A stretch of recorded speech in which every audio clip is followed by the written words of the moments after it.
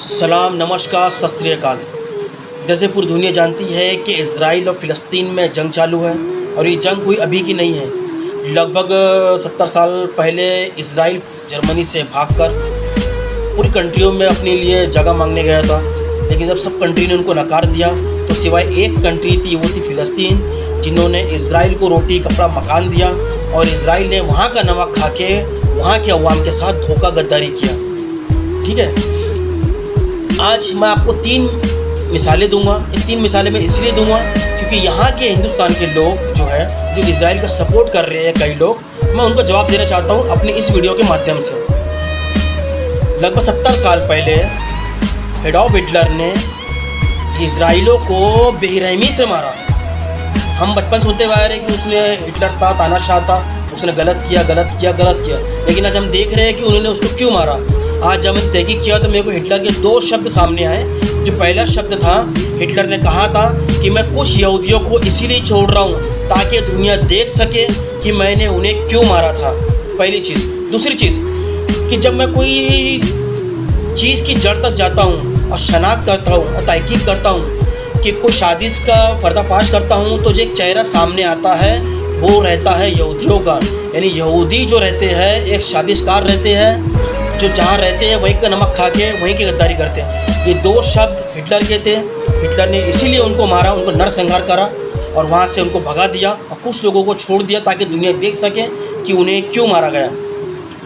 दूसरा था सद्दाम हुसैन। सद्दाम हुसैन ने भी उनसे युद्ध किया इजराइलियों से, क्योंकि वो मुसलमानों पर अत्याचार करते थे, उन पर जुल्म करते थे, फिलिस्तीनियों को मारते थे। इसलिए सद्दाम हुसैन ने भी कई बार उनसे युद्ध किया है। तीसरे हमारे देश के प्रधानमंत्री थे अटल बिहारी वाजपेयी जी। मैं उनका शुक्रगुजार हूँ कि उन्होंने उस वक्त खुले पैमाने पर हर स्टेज पे इजराइल का विरोध किया, फिलिस्तीनियों का सपोर्ट किया।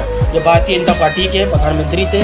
आज भारतीय जनता पार्टी जो नए प्रधानमंत्री है उनकी बात सुनकर इजराइल का सपोर्ट कर रही है। यानी पूर्व प्रधानमंत्री की बातों का कोई वैल्यू नहीं रही, जबकि उससे बेहतर प्रधानमंत्री भारतीय जनता पार्टी में कोई नहीं आया। ये 3 लोगों ने खुले पैमाने पर इजराइल का विरोध किया है और फिलिस्तीनियों का सपोर्ट किया है। इसके अलावा और भी कंट्रीज़ हैं, जैसे कि ईरान है, इराक है और मुस्लिम कुछ कंट्री है जो अभी खुले पैमाने पर जो है इजराइल का विरोध कर रही है। ईरान का तो मैं शुक्रिया अदा करूँगा कि वो स्टार्टिंग से, अभी से नहीं, 50, 60, 70 सालों से जो है फिलिस्तीनियों का सपोर्ट कर रही है, उन्हें हथियार दे रही है, हमास को हथियार दे रही है, गाज़ा पट्टी में रहने वालों के लिए मानव अधिकार के लिए लड़ रही है और आखिरी दम तक खुले पैमाने पर खड़ा है। मैं उनका शुक्रिया गुज़ारूँ।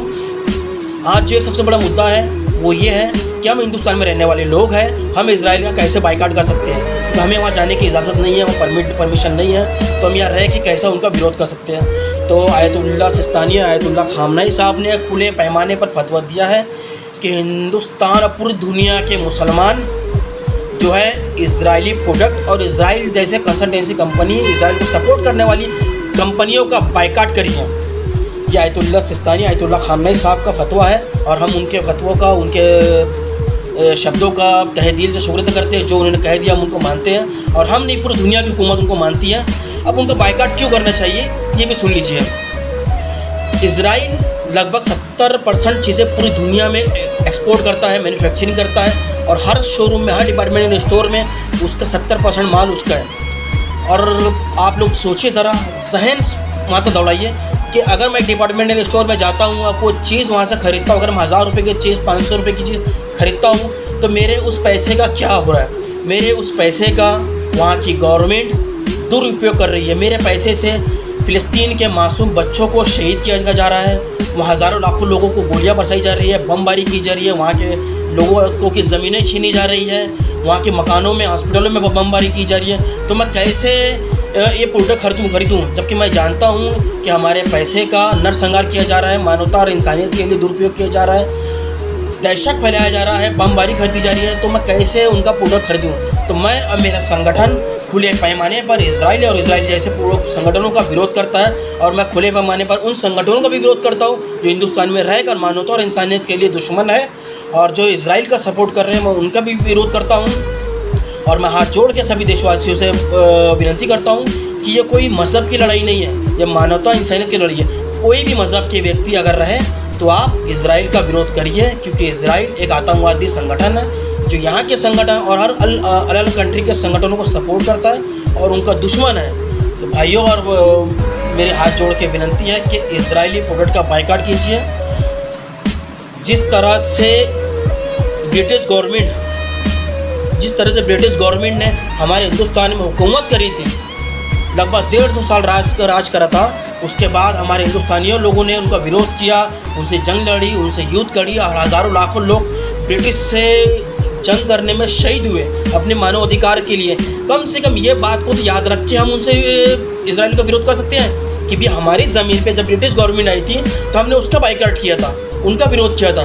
तो वैसे ही फ़िलिस्तीन की ज़मीन पर जब इजराइल आया है तो क्यों नहीं उनका बायकॉट कीजिए, उनका विरोध कीजिए। तो मैं आज खुले पैमाने पर आज मैं काला कपड़ा पहन के भी यहाँ आया हूँ, क्योंकि काला कपड़ा विरोध की निशानी है। और मैं तब तक ये खुशी नहीं मनाऊंगा जब तक फ़िलिस्तीनियों को उनका मानव अधिकार नहीं मिल जाता।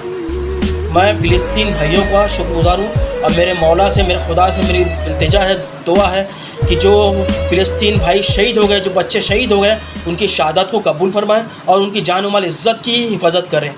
जय हिंद, जय महाराष्ट्र।